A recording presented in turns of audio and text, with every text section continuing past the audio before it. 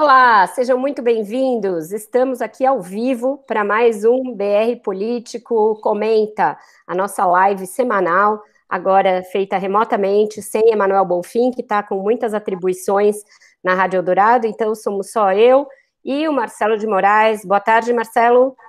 Oi, Vera, tudo bem? Boa tarde para todo mundo. Estamos aqui no esquema Live Home Office. Vamos trazer muita notícia, está cheio de coisa quente, né, Vera?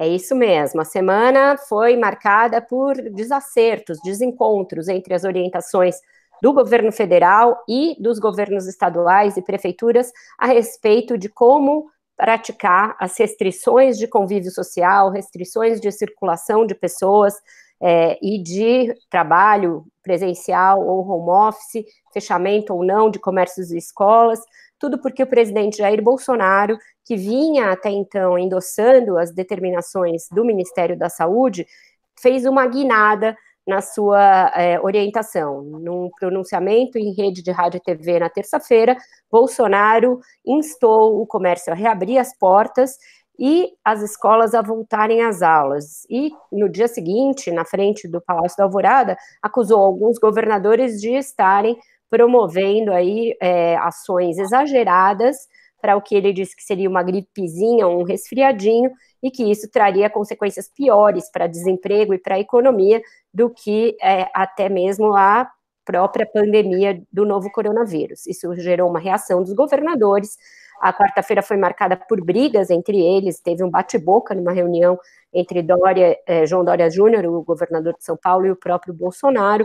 Os governadores fizeram uma carta mantendo as restrições até então estabelecidas ao convívio e à circulação de pessoas, e agora se tem esse impasse. Alguns governos e prefeituras começaram a relaxar as regras de confinamento, de quarentena, e o governo federal parece ter dois ou três lados agindo. O lado político, guiado pelo presidente e sua família, que quer que as pessoas retomem as suas atividades normais, com o slogan Brasil não pode parar. O lado da economia começou a liberar dinheiro para empresas, para pessoas vulneráveis. E o Ministério da Saúde tenta se equilibrar no meio disso tudo, mantendo a recomendação de restrições, porém não pode desautorizar o presidente. Marcelo, quem está em casa assustado, como é que fica diante dessa pandemia e desse pandemônio de informações desencontradas? Acho que você definiu muito bem, Vera. É uma bateção de cabeça. Você tem três tipos de autoridades falando coisas diferentes, puxando cada um para um lado diferente, né? Então você tem o presidente que defende essa retomada das atividades, a restrição, o fim da restrição à quarentena, fim da quarentena, né? Ele quer aquele que chama de quarentena, o isolamento vertical, né? Vertical. Só as pessoas mais velhas, que seriam os grupos de risco mais atingidos, que poderiam ser mais afetados pelo coronavírus, e hoje a gente está praticando a quarentena, o isolamento horizontal, né, que é todo mundo parado ficando em casa. Essa é a posição do presidente, que defeita muito com essa cabeça, voltado para a economia, né, que a economia seria a prioridade para não parar, né. O Ministério da Saúde, naturalmente, está com outra posição, até agora preservou essa posição de manter o isolamento ao máximo possível, defender o isolamento ao máximo possível, e o ministro Luiz Henrique Mandetta se equilibrando ali, usando metade da capacidade de político ali, que ele foi deputado federal há muito tempo, já tem uma trajetória política, com a de médico, que ele é um médico. Então, ele fica tendo que se equilibrar ali para manter um pé em cada canoa para não cair numa afundar, né? E os governadores, na sua imensa maioria, mantendo as restrições e mantendo o isolamento. Só que a gente já viu nessa sexta-feira, já tem notícia de pelo menos 3 estados que estão prometendo flexibilizar já esse isolamento a partir ou agora do final de semana ou já da segunda-feira, que seria Santa Catarina, Roraima e Mato Grosso. Então, já seria a confusão acontecendo na prática, né? Porque você tem as ordens variando conforme o estado que você está. Então, e dependendo do prefeito, esses estados pode ser que não adiante, né? O governador fala, mas o prefeito da cidade no estado não segue. Então, é muita confusão, e essa confusão baseada em mudança do isolamento, ela é muito perigosa. A gente está vendo, e a gente tem comentado sobre isso, tanto no podcast quanto no BR Política, eu e você, a gente tem escrito bastante a respeito disso. As orientações das autoridades médicas pelo isolamento. A gente tem visto exemplos seguidos. Acho que a Itália é um exemplo, as pessoas gostam de falar, mas a Itália não é igual ao Brasil, é tudo diferente. É diferente, mas só que o coronavírus, ele ataca muito rápido. O problema do coronavírus é a velocidade com que ele causa as vítimas dele. A letalidade você pode até ter menor, mas se você não consegue dar conta de atender as pessoas simultaneamente, que esse é o grande drama da velocidade com que o caso ocorre, porque você superlota os hospitais, as UTIs.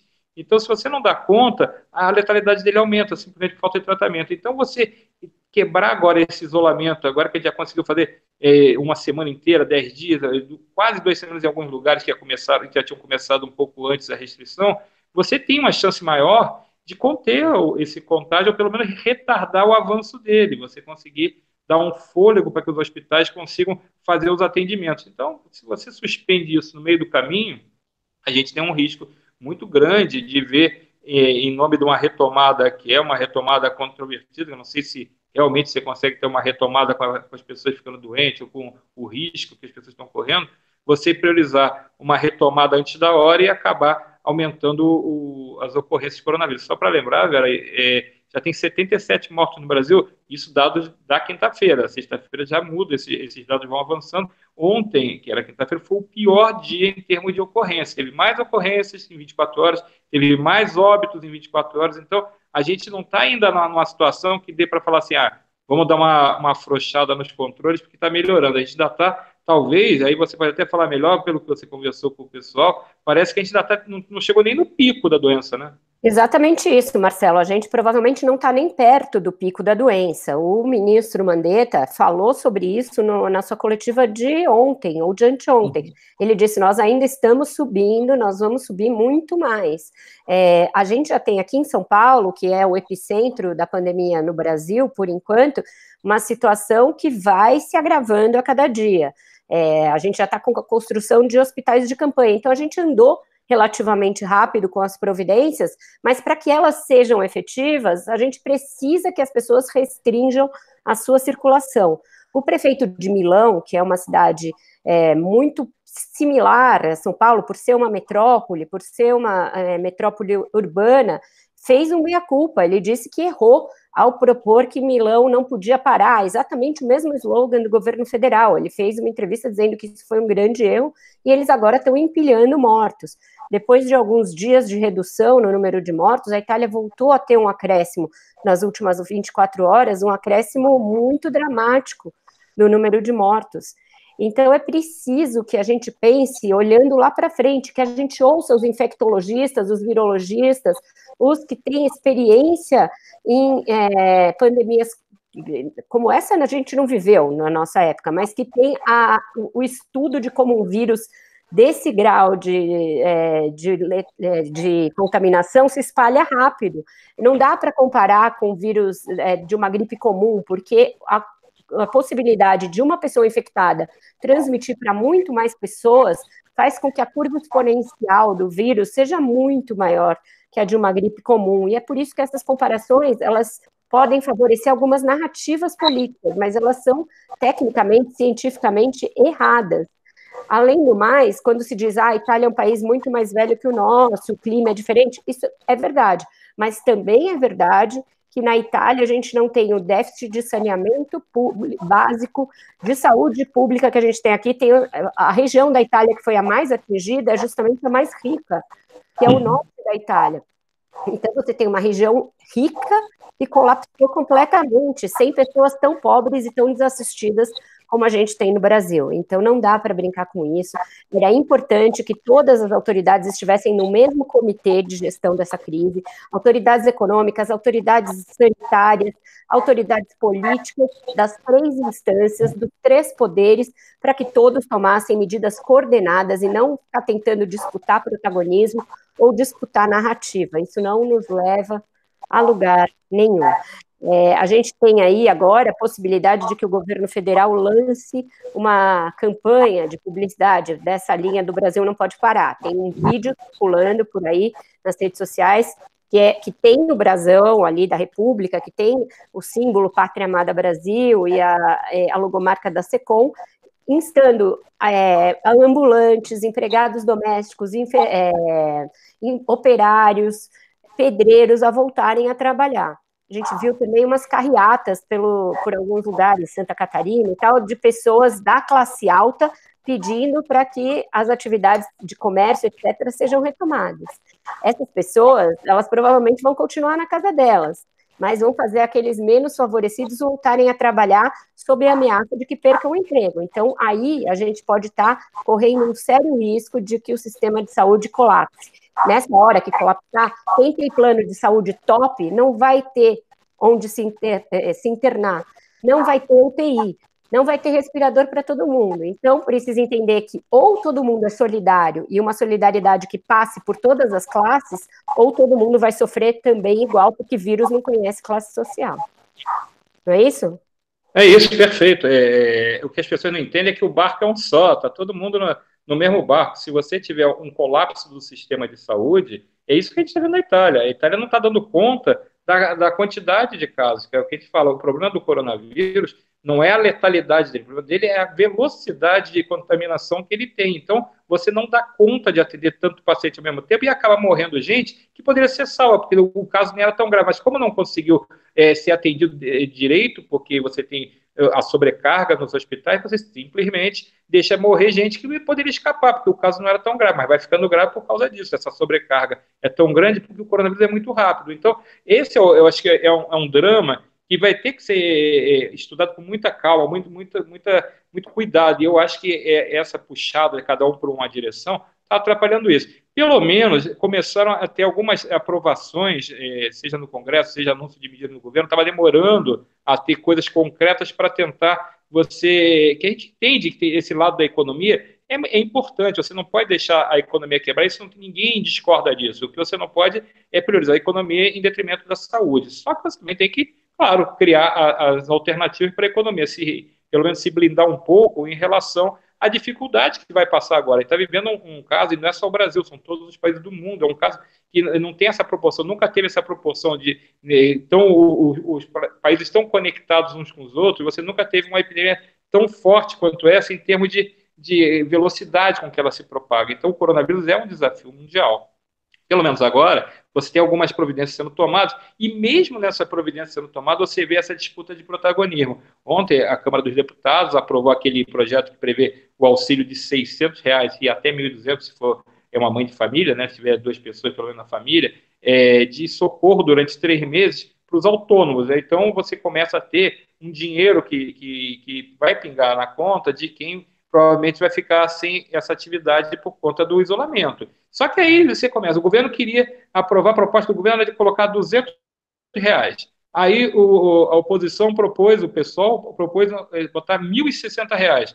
Rodrigo Maia negociou ali, queria aprovar R$ 500. Aí o governo foi lá, para não ficar também por baixo, propôs R$ 600. Então você tem 4 propostas diferentes, 2 do governo e outras 2 de outros setores. O Rodrigo Maia é o presidente da Câmara e o líder, pode-se dizer, do Centrão, e também o PSOL é o partido de oposição. Então você tem 3 narrativas diferentes, 3 grupos tentando um protagonismo, numa questão que devia ser consensual, devia ter sentado o governo, o pessoal do Congresso, os partidos, né, seja de oposição, seja situação, seja em um grupo, né, sentar para conversar assim, o que é melhor, o que dá para fazer, até onde o governo pode ir. O governo podia 600, só porque ofereceu 200. É isso que a gente não consegue entender. Aí depois começa nas redes sociais a narrativa, o governo conseguiu. Não, conseguiu ou foi empurrado para essa quantidade? O que o governo queria originalmente era R$ 200.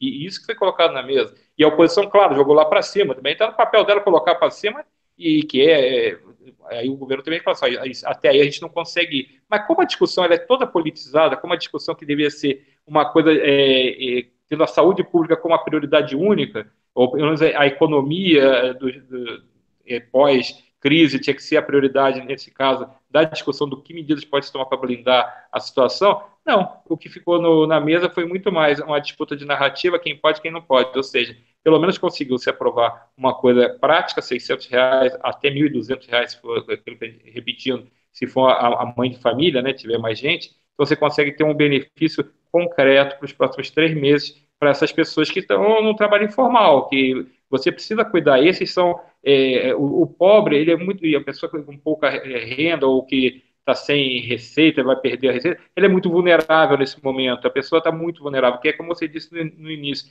essas pessoas que estão fazendo as carreatas, provavelmente elas vão ficar em casa, a gente vai ficar em casa, então a vulnerabilidade dessas outras pessoas é muito maior, porque elas vão ser obrigadas, se não tiver dinheiro, a sair para a rua, elas vão ser obrigadas a retomar a E atividade. voltam e contaminam o idoso, né? Porque muitas dessas pessoas Bom, moram em casas com um cômodo só, junto com as pessoas mais velhas. sem Então, dúvida. não dá para fazer isolamento vertical num país como o nosso, que as pessoas não têm isolamento nas suas próprias casas, não tem um cômodo para você isolar a pessoa idosa.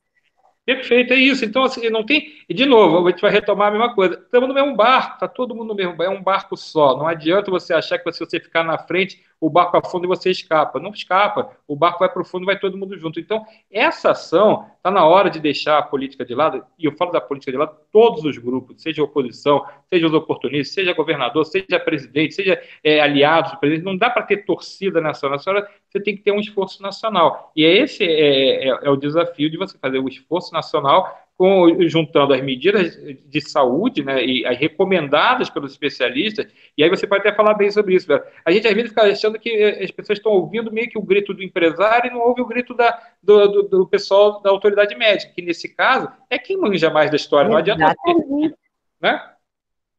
Exatamente. A gente vê aí defensores do presidente, defensores do bolsonarismo batendo no peito, o Brasil não pode parar.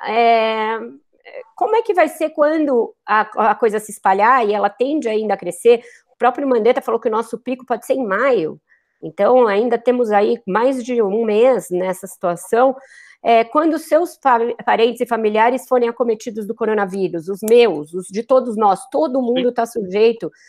Quando a gente começar a perder pessoas, quando a gente começar a ver, aí sim a economia colapsando, porque a partir do momento que as pessoas voltam a trabalhar, mas têm de se recolher depois, e já doentes, e já com a curva totalmente descontrolada, aí a economia vai colapsar muito mais, porque as pessoas não vão nem conseguir fazer o seu home office, os profissionais de saúde, que já estão na frente de batalha, vão ter sido atingidos pelo vírus, já tem gente sendo chamada, por exemplo, já tem dentista sendo chamado para atuar em UTI.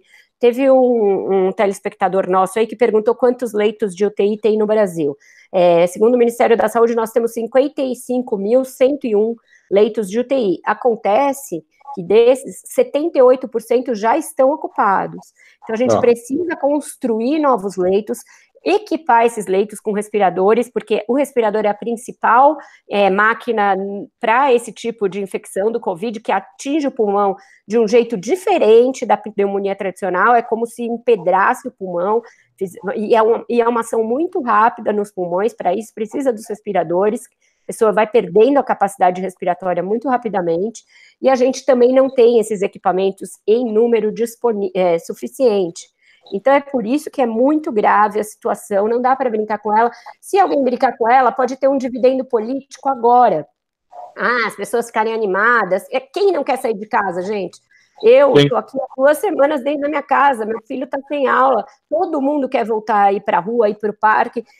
Então, tem um dividendo político de você usar essa ansiedade das pessoas no momento, mas quando der errado, o risco político é muito maior e o prejuízo político é muito maior, porque aí não vai ser só panelaço. As pessoas vão se sentir enganadas quando elas começarem a ver uma situação de caos social e caos epidemiológico no país. Então, eu acho isso baseado na opinião dos cientistas e da experiência do mundo, que o mundo está passando por isso também, que o melhor é guardar, sim, o distanciamento social, fazer as recomendações de redução da atividade, da circulação das pessoas, porque é só isso que vai fazer a curva diminuir. Quanto às medidas a que você se referiu, Marcelo, a principal delas foi a de ontem da Câmara, que aprovou a renda emergencial de R$600 durante 6 meses para trabalhadores aí, 6 meses ou 3 meses? Desculpa. 3 meses.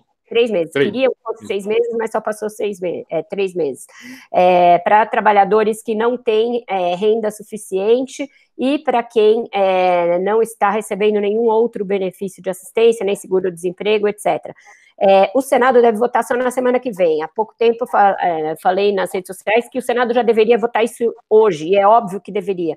A senadora Simone Tebet me escreve aqui dizendo que até agora, 14h50, a medida não chegou oficialmente ao Senado, portanto, ela não saiu da Câmara para ir para o Senado. Isso é um trâmite burocrático simples, é um carimbo que você faz e manda o projeto para a casa do lado.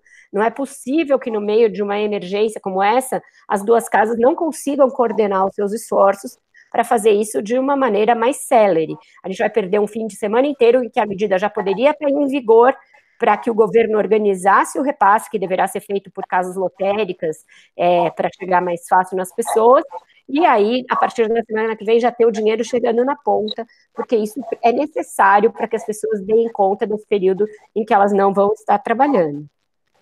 E tem outra medida também que o governo anunciou hoje, medida importante também, que é você criar uma linha de crédito para as pequenas e médias empresas. Essas são as empresas que precisam não quebrar durante esse período da quarentena para poder manter justamente os empregos. Se você tem uma preocupação hoje que a quarentena acabe provocando a quebradeira e aí, por consequência, um desemprego em massa, você precisa ter uma linha de crédito, um apoio, uma ajuda, um auxílio para essas pequenas e médias empresas. Então, o limite que o governo colocou é um crédito que vai ser dado a pagar daqui a 2 meses, né? Então, você tem uma linha de financiamento de entre 360 mil e 10 milhões, quanto essas empresas têm, é o universo que vai reunir as empresas. Então, você tem a empresa que tem um faturamento entre 360 mil e 10 milhões está habilitada a entrar nessa jogada, que é o médio e a pequena. Então, você consegue dar esse suporte que ele recebe essa linha de financiamento para bancar os salários. Quem entrar nessa linha de crédito, quem entrar nesse programa, não pode demitir, fica comprometido a manter o emprego das pessoas durante esse período. Então, esse é o tipo de socorro que faz diferença nesse momento. Essa é uma boa providência do governo, se ela for adotada rápido. Você acabou de falar que se a gente não consegue colocar da Câmara para o Senado uma tramitação tão rápida, que podia estar sendo votada, já podia estar lá. O Senado não quis votar, sim, mas já está lá. Não, ainda não está lá. Então, esse tipo de coisa, essa burocracia e essa coisa enrolada, aí você está perdendo tempo. E tudo que a gente não tem agora nesse momento é tempo para perder. Então, quando as medidas são aprovadas e são importantes, esse auxílio emergencial é importante, essa linha de crédito é importante, essas coisas têm que ser para ontem, porque o coronavírus ele não tira folga, o coronavírus não está fazendo expediente, ele não tem nada disso, o coronavírus está comendo solto. Então, não dá para você ficar esperando perder qualquer tempo para isso. O ideal é que eles fazem tanto isso, de quantas vezes a gente vê,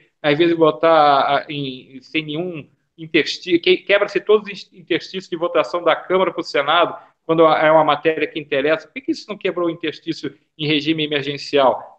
Não é uma coisa tão complexa. Tinha um acordo, os R$600 foi mais ou menos fechado, o governo, a oposição, o pessoal do Centrão, todo mundo estava de acordo ali no final da votação. Pode perfeitamente fazer um acordo do Senado, mas tinha que estar mobilizado o Senado, tinha que ter uma articulação sendo feita para isso. Eu acho que tem esse problema de cada um puxar para um lado, ele se reproduz nessa hora. A articulação bate cabeça e aí você deixa de fazer o que realmente se espera, que são essas medidas rápidas para tentar minimizar o impacto do coronavírus. Vamos lembrar que a economia também, ela já vinha numa dificuldade no país, a gente já tinha tido um PIB no ano passado de 1,1%, que era muito pequeno. Então, a tendência era que a economia começasse a respirar um pouquinho mais agora, e com isso ela não vai esperar. A gente vai ter certamente um PIB negativo, não? Mesmo voltando à economia daqui a pouco, voltando às atividades normais, vai ser uma economia muito combalida, a gente vai ter muito problema. Então, é para ontem, é para anteontem que essas medidas sejam adotadas, né, Vera? É isso aí, Marcelo. O Paulo, que está assistindo a nossa live, pergunta se eu sou contra ou a favor isolamento horizontal. Não se trata disso. E também a gente não está vivendo a fase de lockdown, que muitos países acabaram decretando. A China fez, a Itália agora está fazendo, a Índia está fazendo. O que é o lockdown? Aí sim, isolamento total, compulsório, as pessoas têm de ficar em casa, quem não seguir pode ser multado ou preso. A gente não está nessa fase, a gente está na fase do distanciamento social, com alguns lugares restringindo circulação de transporte público, abertura de comércio, abertura de espaços de convívio muito grande, tipo clubes, centros sociais, centros culturais. Então, esta é a fase que a gente está vivendo no Brasil, ela não é de lockdown. A gente poderá viver fases mais agudas de restrições mais à frente se a pandemia escalar aqui e se a gente tiver problemas com os leitos, problemas com leitos de UTI, com respiradores, se o sistema colapsar. Então, neste momento, que a gente está na fase de distanciamento social recomendado pelas autoridades. E essa recomendação, isso é importante, gente, que se diga, não é só dos governos estaduais, como se está tentando jogar a culpa, é também do Ministério da Saúde. Embora o ministro Luiz Mandetta tenha de fazer uma ginástica para não contrariar o presidente Jair Bolsonaro, ele reafirmou a orientação de distanciamento social nos 2 últimos dias, depois do pronunciamento do presidente. Então, caberá aí a cada família decidir o que fazer diante dessas orientações que são muitas vezes contraditórias, mas tendo sempre em mente que cada um que quebrar o elo, quebrar a cadeia do distanciamento social, pode estar colocando a si mesmo e aos seus familiares e ao seu núcleo próximo em risco. E aí esses outros vão colocar mais gente em risco e o grupo de risco vai aumentando. Tem uma história que é muito elucidativa disso que eu estou dizendo, que é uma senhora da Coreia que resolveu ir a um culto religioso ignorando que estava com sintomas do Covid-19 e ela espalhou para muita gente, a partir dali se espalhou para muita gente a Covid-19. Então, vocês precisam ter em mente aquele gráfico da curva de expansão desse vírus, que é muito, muito grande, é algo que não existe em outros vírus, e é por isso que esse é novo, que está causando esse colapso no mundo inteiro, e a gente achar que só o Brasil, indo na contramão do que todo mundo está fazendo, vai estar certo, eu acho que é um pouco de arrogância diante de algo tão forte e tão poderoso como um vírus desconhecido para o qual ainda não existe remédio e não existe vacina. Então, seguir as orientações da Organização Mundial da Saúde, dos epidemiologistas, dos pesquisadores e do Ministério da Saúde é o mais racional a se fazer nesse momento. E o ministro Mandetta, Marcelo, na sua opinião, ele fica até o final? Como é que está hoje? Como você vê a situação do Mandetta hoje? Então, Vera, o que você falou, ele está fazendo uma ginástica diária para equilibrar entre atender a questão que ele é um médico, né, atender a questão, as recomendações das autoridades de saúde, de atender os protocolos de saúde, e tem que se equilibrar politicamente com o presidente pressionando para mudar a orientação, né, em busca dessa flexibilidade do isolamento, né? Então você tem o ministro tendo que se equilibrar ali, fazendo a sua dancinha ali para ficar vivo, né? E eu espero que ele tenha ainda esse sangue frio, por mais que ele tenha às vezes dado ali umas declarações que aparecem meio que costeando o alambrado, parece que já está dando ali uma pisada num terreno ali meio complicado da política, mas pelo menos eu acho que enquanto ele puder ter a autonomia dele para tomar as medidas seguindo as recomendações das autoridades médicas, eu acho que ele consegue levar. Só que, pelo que a gente está vendo, a pressão está cada dia maior. O presidente não está. Ele tem aumentado o tom dele na cobrança. E uma coisa que eu achei interessante também, é que as pessoas estão falando assim, precisa voltar acabar o isolamento, a economia vai quebrar. As medidas que foram colocadas, a quarentena, eu achei interessante uma coisa que o governador de Goiás, Ronaldo Caiado, que era aliado do presidente e é médico, e rompeu essa relação com o presidente justamente porque ele não concorda com esse relaxamento do isolamento. O Ronaldo Caiado fez uma observação que a quarentena não é nem de 4 meses, nem de 40 dias. A quarentena é pelo tempo necessário para você conseguir fazer com que o vírus comece a não passar mais. Então, você tem ali uma orientação médica das autoridades, né, para ver até quando você precisa ter esse isolamento. E aí você, sim, pode ir dando aquela relaxada em algumas coisas. Você pode permitir circulação de alguma coisa, permitir algumas categorias que sejam algumas atividades mais restritas que possam funcionar já externamente. É uma coisa que você vai calibrando. Só que, assim, eu vejo uma sofreguidão muito intensa já para interromper isso, quando as quarentenas nem completaram. A gente está entrando na segunda semana da quarentena. Então, assim, não é tanto tempo, não estamos há 2 meses, não estamos há 3 meses, estamos há 7, 8, 9, 10 dias. Então, a quarentena, por exemplo, aqui no Distrito Federal, onde o governador Ibanez Rocha foi muito duro nas medidas desde o início, ele fechou bastante coisa de cara, ele foi um dos primeiros, se é que não foi o primeiro governador a agir com mais intensidade nessa questão de isolamento. a quarentena aqui está prevista para até o dia 5 de abril. Então, assim, se esse domingo ou outro domingo. Não me parece que, se realmente funcionar o isolamento, Brasília, Distrito Federal, graças a Deus, ainda não tem nenhum óbito, mas tem 12 casos muito graves, 6 críticos, inclusive. Então, não quer dizer que não vai ter. Mas, se você conseguir a redução da contaminação, você pode realmente, no dia 5 de abril, de repente, ter um cenário que permita alguma coisa ser flexibilizada. Como você disse, ninguém quer ficar dedicado, ninguém está achando bom ficar dedicado. Não é uma coisa bacana, não é uma coisa legal você ter a sua liberdade e os movimentos restritos. Todo mundo quer cuidar da vida e voltar ao que era normal, mas você não vai ter uma vida normal se você tiver o coronavírus contaminando todo mundo. Então, eu acho que precisa ter também um pouco de calma, porque a quarentena não foi nem estabelecida, não foi nem cumprida, não foi nem terminada, e o pessoal já está naquela coisa assim, tem que acabar ontem, acabar hoje. Então, acho que dá para a gente ter um pouquinho também de cabeça fria, tentar ter cabeça fria, aguentar quem pode aguentar. Tem muita gente que não tem condição, porque o trabalho dela é um trabalho essencial em termos de ficar na rua, né? Não tem como fazer esse isolamento, e é uma missão dura, mas essas pessoas estão realmente mais expostas. Mas eu acho que a gente pode ter um pouquinho de sangue frio e tentar esperar pelo menos mais alguns dias nessa quarentena. Acho que não é uma coisa do outro mundo, não. Além do exemplo da Itália, tem dois exemplos que eu acho que são bem emblemáticos e que o Brasil deve olhar para eles. O do Reino Unido, que estava com medidas mais frouxas, como as que se quer implementar aqui, e teve de dar uma guinada na sua estratégia, e que tem o príncipe Charles e o primeiro-ministro Boris Johnson contaminados pela Covid-19, porque justamente foram muito relapsos em relação a isso no início, e agora estão fechando tudo, porque podem virar uma Itália ou uma Espanha, e a situação dos Estados Unidos, que tendem a virar o novo epicentro da contaminação depois da Europa, e em que o presidente Donald Trump enfrenta eleições esse ano e também está ansioso por retomar a economia, mas não saiu fazendo isso da noite para o dia. Foi o discurso do Donald Trump que inspirou Jair Bolsonaro a sair falando em isolamento vertical. Acontece que isso não foi adotado nos Estados Unidos. Lá seguem as restrições, e são restrições que variam pelos estados. Os estados, os governadores é que imprimem o ritmo. Em Nova York, onde tem muitos casos, onde é o epicentro dentro dos Estados Unidos, as restrições na cidade e no estado são muito sérias, está quase em lockdown total.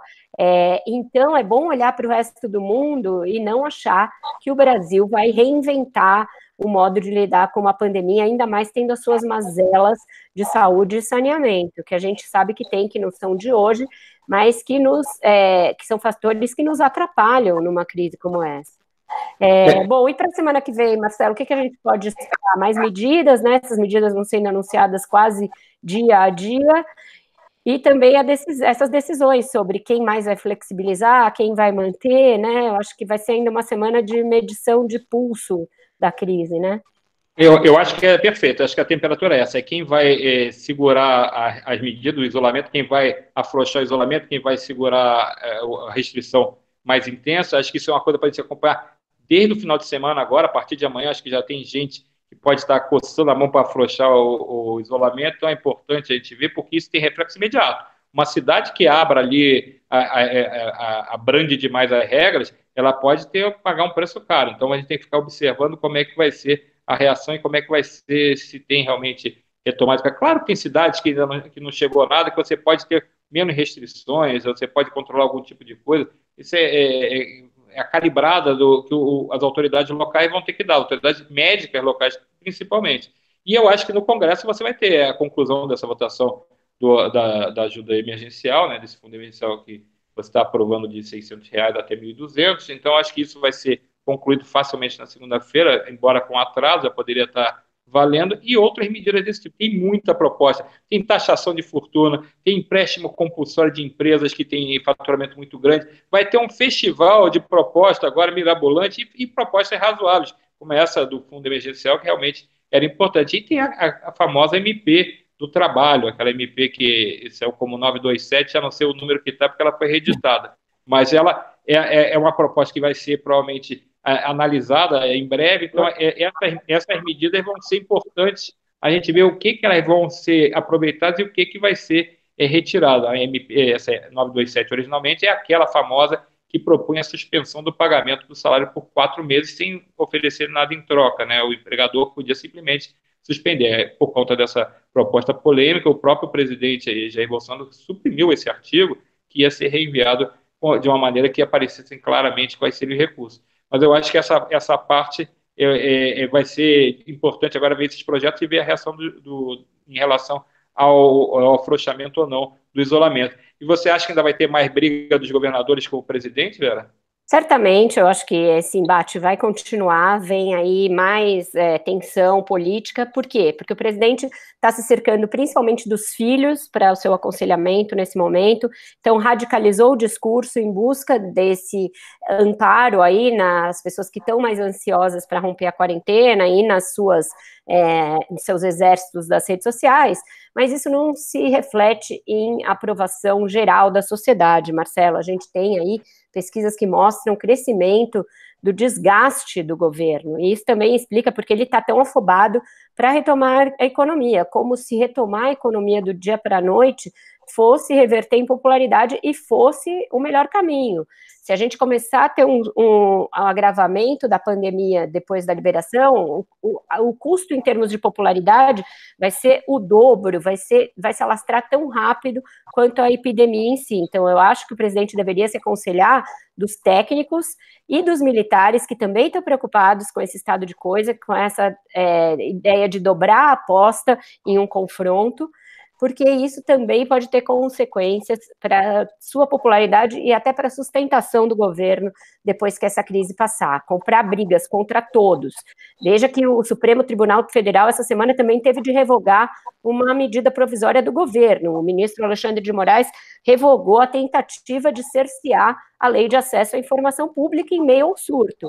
Ele disse que não podia fazer isso. Então, é um governo que está ficando isolado, porque está brigando com o Congresso, está brigando com o Supremo, está brigando com os governadores num momento de crise e tem brigas até internas pela diretriz a se seguir. Então, eu acho que pelo bem do próprio governo, pela sustentabilidade do próprio governo, ele precisaria calibrar também melhor as suas ações. Vamos ver como vai ser o presidente daqui para frente, se ele vai ficar dobrando a aposta cada dia na radicalização e nessa ideia de fazer o país voltar a trabalhar no tranco, ou se os números dos outros países e os números daqui, que ainda estão crescendo, infelizmente, vão levá-lo a entender que é arriscado brincar com um assunto tão sério como uma pandemia global. É isso, eu acho que essa é a conclusão perfeita. E tem um outro detalhe que a gente até chamou a atenção sobre isso no nosso podcast, que já está no ar também, que é uma coisa importante que vai ter que ser observado. Tem uma discussão sobre o impeachment dele, pedido de impeachment. Isso agora, você não tem clima político para nem pensar nisso. Você tem Não, de jeito nenhum. não tem o clima para isso, mas você tem a proposta para isso, e que não vai passar agora. Isso não tem clima para discutir. Mas a gente tem que ficar atento. É uma coisa que você até ressaltou no podcast, sobre a questão do se o teste dele deu positivo ou não, porque nunca se viu esse exame dele sobre o coronavírus. Se ele deu positivo ou não, se ele tiver dado positivo e ele tiver faltado com a verdade, aí a crise pode ser pior ainda, né? Exatamente, isso é um assunto que ficou muito latente essa semana e vai continuar na semana que vem, porque tem pedidos para obter na justiça esse resultado. Então, é outro tema que a gente também vai ter de acompanhar. A gente vai ficando por aqui, pessoal. Já foi mais de meia hora de live, quase o tempo inteiro com 1.000 pessoas na sala. Obrigada pela audiência de vocês. Fiquem em casa, aqueles que puderem, que não estiverem em atividades essenciais. Vamos usar a tecnologia a favor do trabalho, a criatividade, a empatia, a solidariedade com todos, porque por mais que nós não estejamos no grupo de risco, certamente temos pessoas queridas que estão em grupos de risco e temos de ter responsabilidade por elas também. Então, o momento é de sacrifício, a gente sabe, para todos nós, mas também de empatia, solidariedade e juízo. Fiquem bem, fiquem seguros, fiquem em casa. Isso aí, gente. Fiquem em casa. Tchau. Até a próxima. Até semana que vem. Tchau, tchau.